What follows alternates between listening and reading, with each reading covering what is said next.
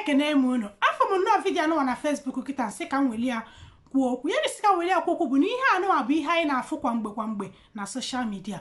Oge ọ bụla ị batara na Facebook, mostly Facebook, ị ga-afụrịrị one or two videos like this di na nwunye ebe ha na-prank onwe ha. Is now a very common thing. In fact, onye nụọ nwaanyị kịta anụwa, all these young couples, igolu kamera ọ bụ na ị nwere ezigbo phone, igolu ring light, gị na nwunye gị na-eme gịnị, were egwuregwu bụrụ ezinụlọ doba na social media, mee gịnị, prank bụ onwe unu. For somebody like me, o nwere dị ihe dị njọ mfụrụ na di na nwunye na-eme gịnị, na-egwukọlite egwu, maka na egwukọlite egwu di na nwunye ka ha na-eme ya, ka ha na-eme gịnị, ka ha na-ebuild beautiful memories, ka ha na-ebuild good memories. And to be frank with you, good memories bụ things na sustain marriage. Maka na o nwere oge ga-abịa no di gị maọbụ nwunye ga-akpasuo gị iwe, mana ibibe echitesia otu unu si wee nọlụ oge unu na-atọ, maka oge unu na-atọ kunu na-eme gịnị, kunu na-egwu ka egwu a, kunu na-ebuild all those beautiful memories.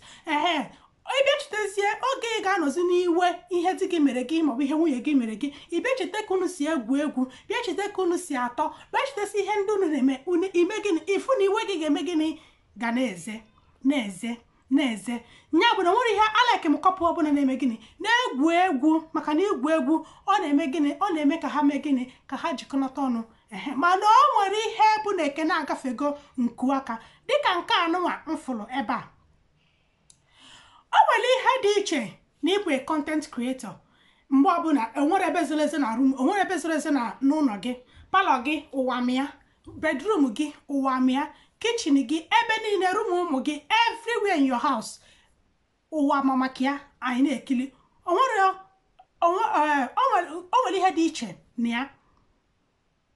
Mana ifulu mgbe unu mebelu content meluzie nye bụbata bụ onye na-ekwesịrọ ịbata n'ebe na-ekwesịrọ onye ọzọ ịbata, onye bụ na ekene emego gịnị, agafebego nku aka. A place like your bedroom is a place you can just be together and prank yourself. Set whatever prank unu chọrọ iseti ebe a, prank ya na onwe na ebe a.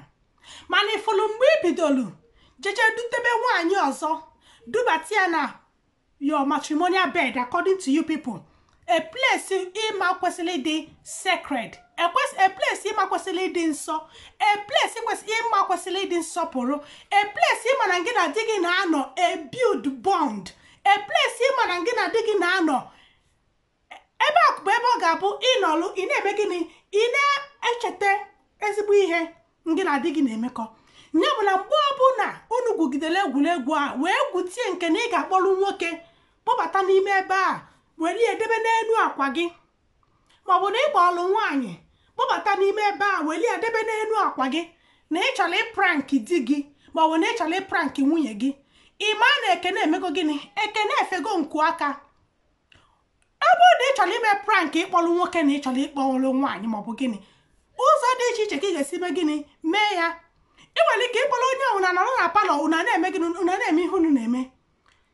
O nwere ihe dị njọ ịkpọrọ mmadụ otu a prank a dị kịta nụwa adịghị m ekwu ya nọ maka prank anụwa, bikos ị na-enye kịta nụwa ihe niile ndị a bụ ihe mere gịnị, ihe set bikos na nwere ka nwoke ya bịa bata jide nwunye ya na nwoke ọzọ, o burugodo ụzọ kpọba mmadụ, mbanụ nwoke ọbụla afụli ya ga-eme gịnị, ị ga-etake action immediately. So nke onye bụ ọgịrị wee kpọbagodo n'enyi ya nwoke maọbụ nwanne onye ọbụla nọ n'ime ya, mba, nke a bụ set. Mana ihe chọrọ ikwu bụ na oge ọbụla unu gwugidere egwuregwu a wee gwutie nke na unu ga-akpọrọ mmadụ kpọbata bịa n'ime ụlọ unu, kpọbata bịa, ọ bụla dị sọsọ unu kpọbatara ya n'ụlọ unu, nwere ihe dị njọ dị na nke a na unu ma ihe unu na-eme, unu ma ihe unu na-achọ. Mana oge ọbụla unu megidere ya metezie nke na ị ga-akpọrọ nwoke kpọbata n'elu akwa gị, kpọrọ nwaanyị kpọbata n'elu akwa gị, unu edine ka unu wee prank ihe ọbụla unu chọrọ ịprank, unu eme gịnị, unu ma na ekene agafego nku aka, maka na onwe gị ka ịma. Obi dị aghụghọ.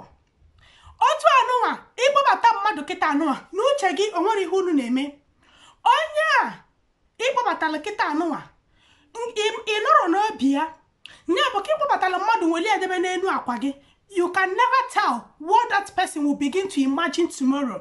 You never can tell what that person will begin to view tomorrow. Nya bụ ihe si ka ngwa bụ ka unu na-prank ihe a, ka unu mee gịnị, ka unu set your boundaries. All the very important, maka ijila aka gị ngị bụ nwoke ngị bụ nwaanyị tisie ezinụlọ gị otu unu si aga. This is not the way. Set no boundaries. Malụnụ dị prank unu gara prank na bedroom unu ọlụkwa elu gị nke ibulu mmadụ welu nwoke ọzọ ma nwere nwaanyị ọzọ kpọwata unu edina n'elu akwa na-apị ihe unu na-apịtọ ihe unu na-apịtọ n'ịdị name of unu na-eme prank unu ma na ekene emego gịnị ekene agafego nke aka ebe anụ maka m ga-akwụsị ọ ga-abụkwado unu nwaanyị ngozi mmadụ onye nkụzi onye nta akụkọ gị n'Igbo Amaka TV ịma ihe na-eme erika Igbo nwe nnọdụ na mma ga-emesịa nọ. But thank you. No, you go to now. No, me. You know what they talk. Who know what happened? Maybe one will see. Who know what happened?